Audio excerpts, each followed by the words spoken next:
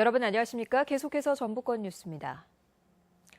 어제 열린 제4차 전북 도민 총궐기 대회에 역대 최대 인파가 몰린 것으로 집계됐습니다.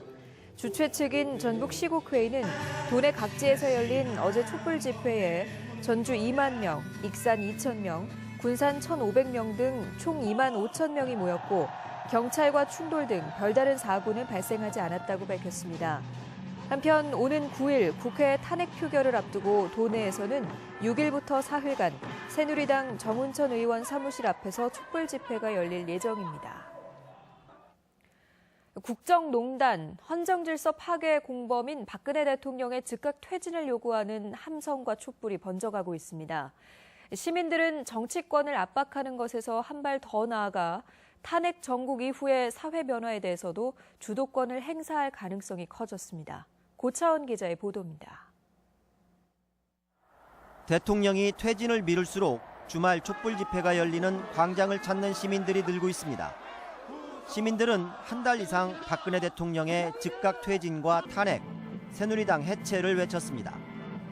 가까스로 탄핵안을 공동 발의한 야당이나 탄핵 발의에 동참하지 않은 새누리당 모두 광장의 위세에 압도당한 상태입니다. 탄핵 소추안에 가결 숫자를 셈하며 탄핵안 발의를 반대했던 국민의당이 민심에 놀라 입장을 번복한 것은 좋은 예입니다. 국민이 그렇게 여러 같은 에너지를 주었음에도 그걸 받아서 해결하지 못하는 이런 무능력한 정치권이 다 탄핵을 받을 수밖에 없다는 생각이 들고요. 그만큼 2016년 광장의 민심은 뜨겁고 분명하며 엄중하게 퍼져가고 있습니다. 헌정 질서를 유린한 대통령에 대해 국회가 탄핵을 발의하고 가결하는 것은 선택이 아니라 헌법이 부여한 의무에 해당하기 때문입니다. 시민들이 모인 광장에는 민주주의 회복과 잘못된 정책의 폐기 외침도 녹아 있습니다. 한국사 교과서 정화, 사드 배치, 법의 노조, 노동자에 가혹하게 추진되고 있는 성과 연봉제도 박근혜 정부와 함께 동반 퇴진돼야 된다고 생각합니다.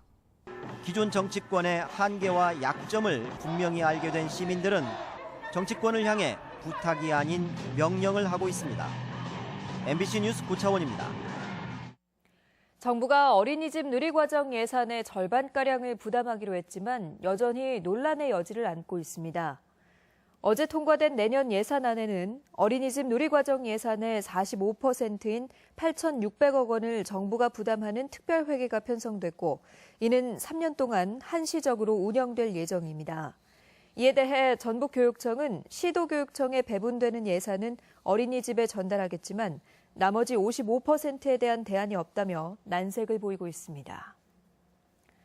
한지의 본고장인 전주가 그 명성을 서서히 잃어가고 있습니다. 관련 업체가 줄고 한지 원료인 국내산 당나무도 사라지고 있어서 전통 한지의 정체성마저 위협받고 있습니다. 이경희 기자의 보도입니다. 전주 팔복동의 한지 생산업체.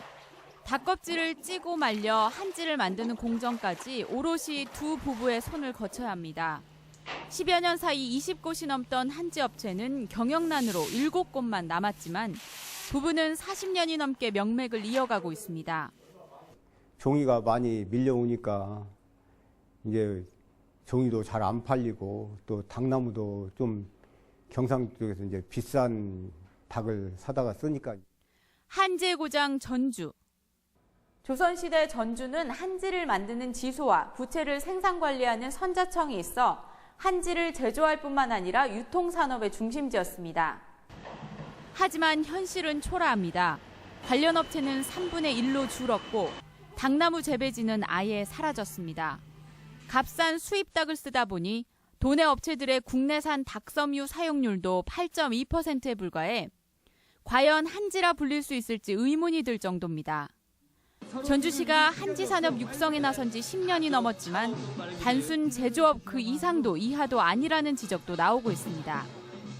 산업화라 하면 대량 생산과 이제 규격화를 말하는데요. 이렇게 하다 보니까 새로운 제품 생산에만 몰두를 하게 됐고 그 원료에 대한 것들은 좀 잊어버리게 되는 계기. 한지 업체가 전국에서 가장 많은 전주. 우리 종이의 명맥을 잇는다는 자부심으로 관련 정책도 정비돼야 할 것으로 보입니다. MBC 뉴스 이경입니다. 전라북도에서 김제에 이어 두 번째 AI가 발생했습니다. 전라북도에 따르면 오늘 오전 정읍시 고부면 오리 사육 농가에서 의심 신고가 접수돼 AI 여부를 검사한 결과 양성으로 판정됐습니다. 해당 농가는 14,000여 마리의 오리를 키우고 있으며 전라북도는 내일까지 모두 살처분할 계획입니다. 오늘 오후 1시쯤 전주시 중화산동 한 아파트 12층에서 불이 나 주민 30여 명이 긴급 대피하는 소동이 빚어졌습니다. 불은 20분 만에 꺼졌고 경찰은 집주인이 발코니에서 고기를 굽다 불씨가 옮겨 붙은 것으로 보고 정확한 사고 경위를 조사하고 있습니다. 이강수 전 고창 군수가 선거법 위반으로 항소심에서도 집행유예형을 받았습니다.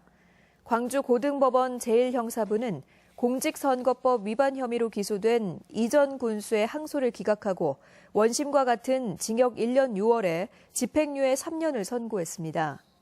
이 전 군수는 선거 캠프 관계자들과 함께 지난 4월 선거사무실 인근에서 미등록 선거운동원 28명에게 선거운동의 대가로 4,600만 원을 건넨 혐의 등으로 기소됐습니다. 주민들과 극심한 갈등을 빚었던 새만금 송전선로 공사가 마무리돼 이달부터 가동을 시작합니다.